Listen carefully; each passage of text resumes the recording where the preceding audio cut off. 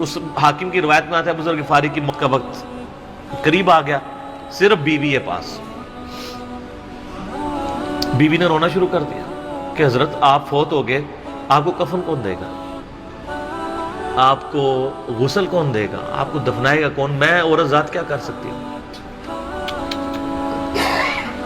حضرت ابو ذر نے کہا کہ نبی علیہ السلام سے میں نے سنا تھا کہ تو اکیلا مرے گا، پھر مسلمانوں کا ایک قافلہ وہاں سے گزرے گا جو تجھے کفن دے کے دفنائے گا اور جنازہ بھی پڑھے گا. تو نے فکر نہیں کرنی، جب میں مر جاؤں تو میری لاش کو چوراہے پہ رکھ دینا، گزرگاہ پہ، جو یعنی مدینہ کی طرف راستہ آتا تھا گاؤں ایریا سے گزر کے. اللہ میرا بندوبست کر دے گا. وہی ہوا کہ ان کے مرنے کے بعد مسلمانوں کا ایک قافلہ دور سے آ رہا تھا.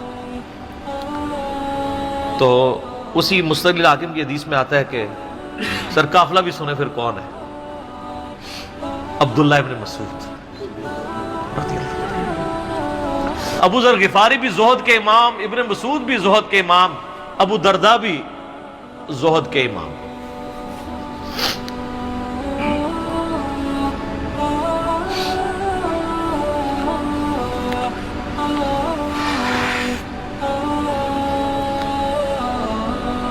ابن مسعود رضی اللہ تعالیٰ عنہ جب وہاں پہ رکے، ان کو تو نہیں پتا تھا یہ کون ہے.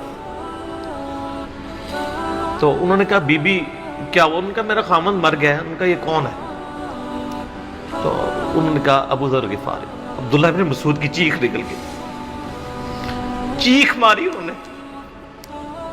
ان کا واہ، اللہ کے نبی نے فرمایا تھا کہ ابو ذر اکیلا آ رہا ہے تبوک کے موقع پہ، دنیا سے بھی اکیلا جائے گا اور قیامت والے دن بھی اکیلا اٹھایا جائے گا. یعنی اب اسی سرزمین سے ہی اس نے اٹھنا ہے نا، ہر بندے نے اپنی قبر سے اٹھنا ہے. یعنی وہ مسلمانوں کے قبرستان میں بھی دفن نہیں. ایک یہ جو مزار کی رٹ لگائے پھرتے ہیں، میں ان سے پوچھتا ہوں تمہارے بابوں کی کیا اوقات ہے؟ ابو ذر غفاری کا مزار دکھاؤ کدھر ہے.